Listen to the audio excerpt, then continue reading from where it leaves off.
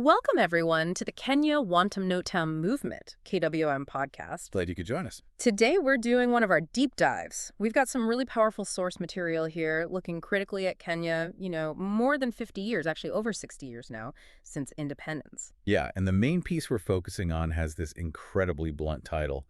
Nothing will change Kenya after more than 50 years of independence unless we act. It really sets the tone, doesn't it? So our mission today is basically to unpack what the source is arguing. First, looking at this idea of systemic decay, how things went wrong. And importantly, how the source sees us as deliberate plunder, not just bad luck or mismanagement. Right. And then the second part is this call to action, a pretty radical idea of what revolution means in this context and what citizen action looks like. It all starts, as the source frames it, with that initial promise of independence, the excitement back then. Absolutely. Flags waving, huge expectations. The source mentions it clearly. Schools for every kid, hospitals for every family, real dignity for workers. That was the dream. That was the dream.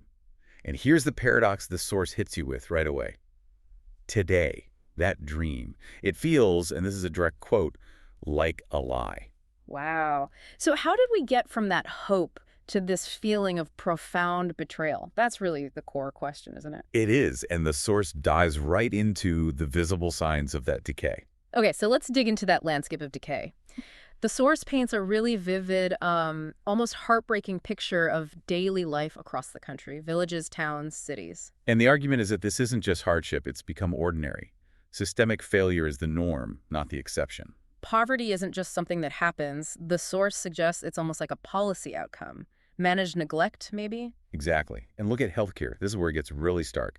The source calls public hospitals, well, death traps. That's incredibly strong language. Is it just hyperbole? I don't think so, based on the details provided. It reflects this documented reality where the basic function of providing care has just collapsed in many places. Can you give us some examples from the source? Sure. So patients show up, maybe very sick, and they're told, sorry, we don't have the drugs. Not complex chemo drugs. Sometimes we're talking basic painkillers, antibiotics. So the families have to. They have to somehow find money, go outside to private chemists, and buy the medicine themselves. The failure of the state becomes their personal financial burden, right when they're most vulnerable. Unbelievable. And then there's the equipment. The source talks about essential machines, CT scanners, X-ray machines, even basic stuff in operating theaters broken. Not for days, but for years. Years. So what happens to the patients who need those services? Diagnoses are missed. Surgeries get postponed indefinitely, sometimes with fatal results. The hospitals might be technically open, but they can't provide the care needed. They become like waiting rooms for the inevitable. And the conditions inside? Overcrowding? Oh, yeah. The source describes families literally sleeping on cold floors and corridors because there are no beds.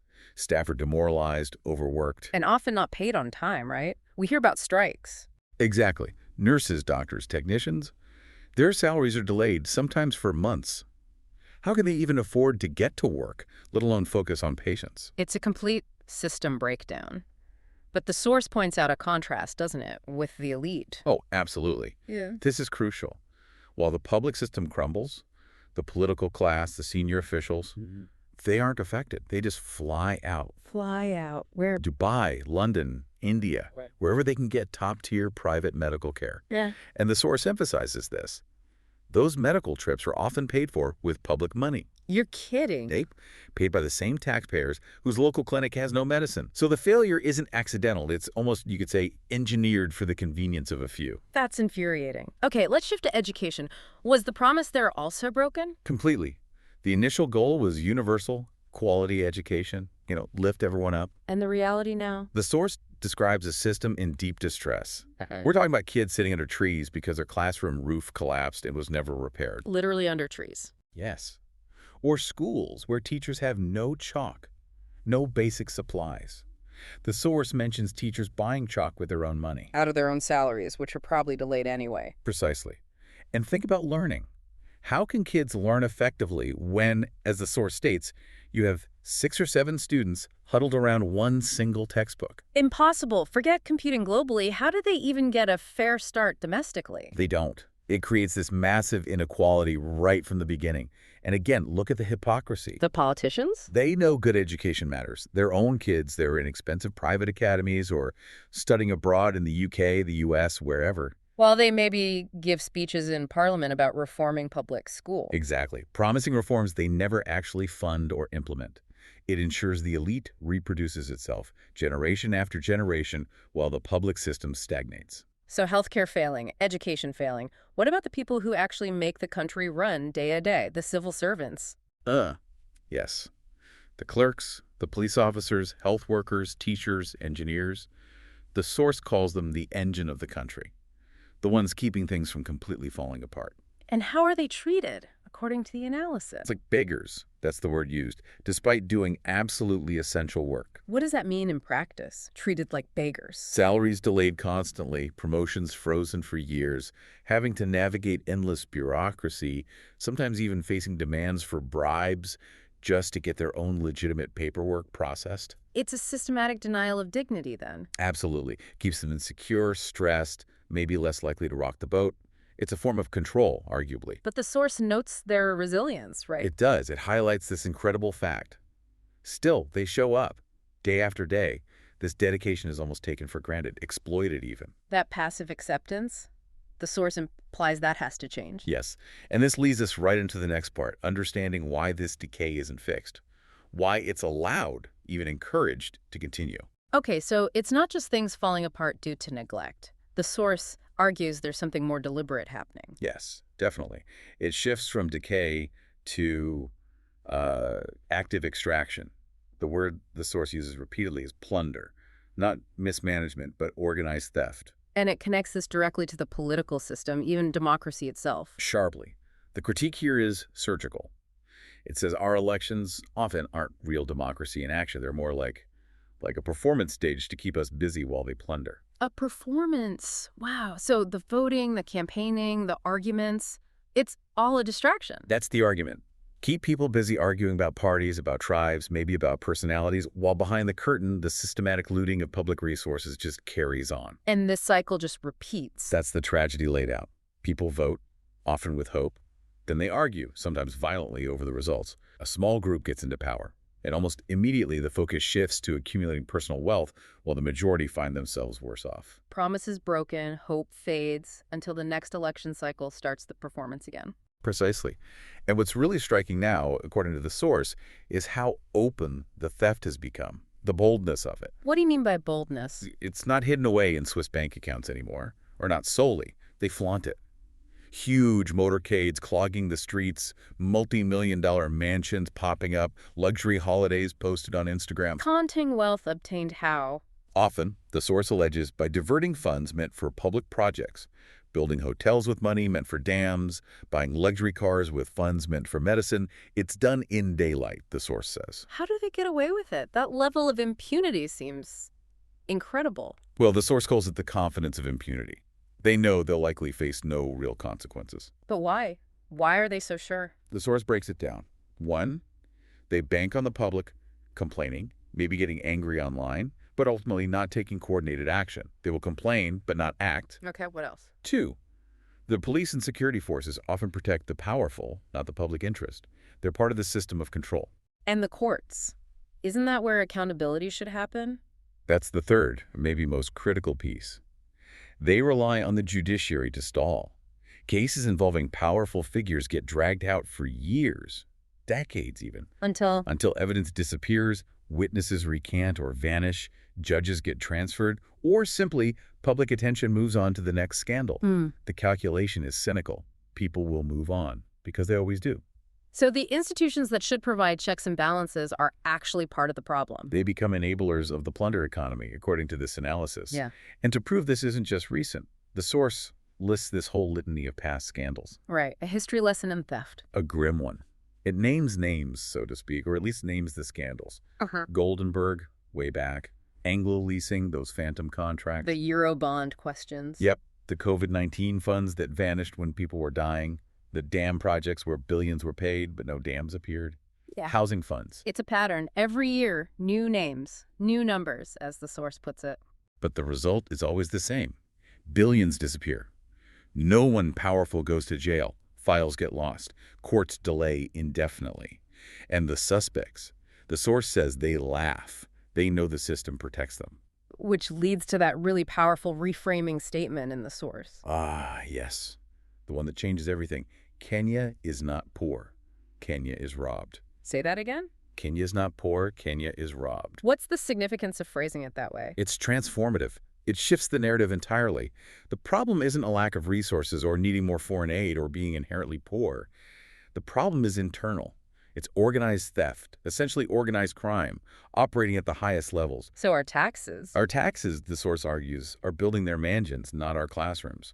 Our hard work, our sweat, pays for their motorcades, not for hospital beds. Our votes are, in effect, funding their luxury holidays, not nurses' salaries. That realization that the money is there, it's just being stolen, that's meant to be the catalyst for action, isn't it? Exactly. It demands a different kind of response. Not just voting differently, but organizing differently, building a unified front. Which is where something like a dedicated movement becomes essential. Precisely. And this is why we need to talk about the Kenya Wantam Notem movement, KWM. The kind of systemic failure the source describes needs a systemic response from the citizens themselves, a way to connect and coordinate outside the broken official channels. So if this analysis we've been discussing, the decay, the plunder, the feeling that your efforts are funding luxury instead of essentials, if that resonates with you listening, Then you need to be part of building the solution. yeah. We strongly encourage you right now, actually, go visit www.wantamnotem.com. Tell us about the site. What can people do there? Okay, so www.wantamnotem.com is the online hub for the Kenya Wantam Notem movement, KWM. We set it up so all 47 counties are listed. The idea is for it to be a platform for localized, unified action. So you find your county. Find your county, create an account, it's straightforward, and then start sharing. Post your ideas, discuss concrete actions. What can we do together in our village, in our town, to challenge this status quo? How do we collectively force dignity back into our communities and our nation? That's the space we're trying to create. Okay, www.wantamnotem.com. Definitely worth checking out. So this sense of plunder leads to a need for action. Does the source see any signs of that action starting? Yes, it does. Despite the bleak picture of impunity, the narrative takes a turn here. It acknowledges that cracks have begun to show in that wall of silence and acceptance. So it shifts from despair towards maybe empowerment. Exactly. It emphasizes that people are not powerless. And the most potent recent example it points to is the rise of the youth, particularly Gen Z. Yes, we saw that quite vividly. What was different about their approach, according to the source? Well, first, they just refused the old culture of silence. They weren't intimidated. And their organization was initially very digital, very decentralized, using social media platforms smartly to coordinate, share information, bypass the mainstream media, which is sometimes seen as compromised. And they managed to take that online energy offline. Massively. It wasn't just protests in Nairobi. They mobilized in Kisumu, Eldoret, Mombasa, Nakuru, multiple cities and towns at once. Real coordination. And their demands were quite specific, weren't they? Very fundamental, very direct. Working hospitals, decent schools, fair pay for their parents and essential workers, and crucially, accountability for all the stolen money.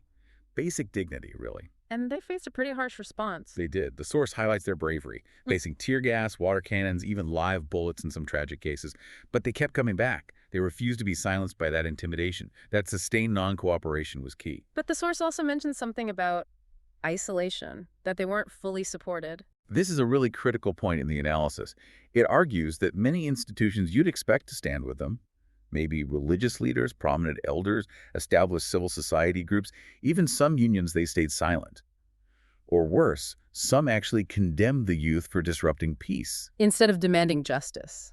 Exactly. And this betrayal, as the source sees it, is vital. It underscores why the change needed now can't rely on those old structures or traditional alliances. They've proven too willing to compromise, too cautious. So the movement needs to be broader, more independent. Truly grassroots, across all ages, all professions, independent of the existing power brokers who benefit from the status quo or are afraid to challenge it. Which brings us to that central concept the source introduces, this idea of revolution. Yes, but it immediately clarifies what it means by that word. It's crucial. It's not about chaos or guns or violence. So what is it about? It's defined by one simple, powerful, accessible action: refusal. Revolution means refusal. Explain that. It reframes the whole thing. It makes the revolution nonviolent. It makes it structural. And it means every single citizen can participate, no matter who they are. It's about withdrawing your consent, your cooperation, from the system that enables the plunder. Systemic non-cooperation. Precisely. And the source gets very specific about what this refusal looks like in practice. It lists concrete actions, pillars of refusal, linked directly to breaking that cycle of theft and impunity. Okay, let's go through them. What's the first pillar? Refusal to take bribes during campaigns. This hits directly at the transactional politics. You know, the small handout today that buys your silence and vote for the next 5 years. Refuse it. Makes sense. What's number 2? Refusal to clap at rallies. This sounds small, maybe, but it's about denying the performers their applause, stripping the political theater of its fake legitimacy. Don't participate in the charade. Interesting. The third pillar. This one is huge. Refusal to let thieves divide us by tribe. The source hammers this point home. Tribalism is the main tool the elite uses to keep people fighting each other instead of demanding accountability from them. Refusing that division is critical. Standing together, unified, across ethnic lines. That's powerful. Pillar 4. Practical accountability. Refusal to re-elect liars. Simple as that. End the cycle of forgiveness for politicians who demonstrably betray public trust or are caught up in scandal after scandal. No more second chances for proven thieves. And the fifth pillar? Refusal to bow before the same criminals who destroyed our future. This is about reclaiming dignity, not being deferential to wealth when you know how it was acquired, creating a culture where corruption is shameful, not aspirational, ending the worship of thieves, as the source calls it. So those 5 acts of refusal: refusing bribes, refusing applause, refusing tribal division, refusing liars, refusing deference, that's the core of this nonviolent revolution. That's the framework presented. It's a strategy for dismantling the system from the inside out through collective citizen action. So the strategy is refusal, powered by unity. The source really emphasizes that unity aspect, doesn't it? Absolutely. It says the only way forward is everyone together. Teachers, nurses, engineers, clerks, the boda writers, students, farmers. Everyone standing as one solid block. Why is that unity so critical? It's about numbers and leverage. The source puts it very bluntly, almost like a calculation.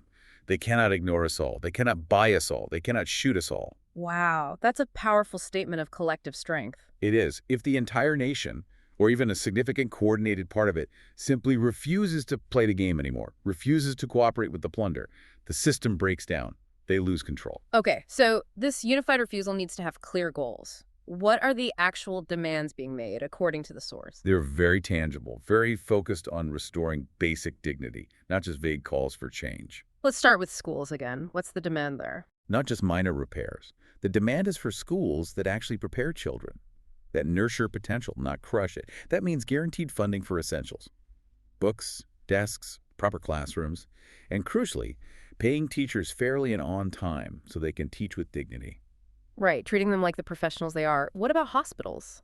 The demand is simple. Hospitals must heal, not kill. That requires a reliable supply of medicine. It requires machines that actually work because they're maintained. And it requires creating conditions where doctors and nurses feel valued enough to stay in Kenya, not leave for opportunities abroad. Reverse the brain drain. Makes sense. And the civil servants? The engine workers? Fair pay. Salaries that reflect the vital work they do, paid reliably, without bureaucratic games or delays.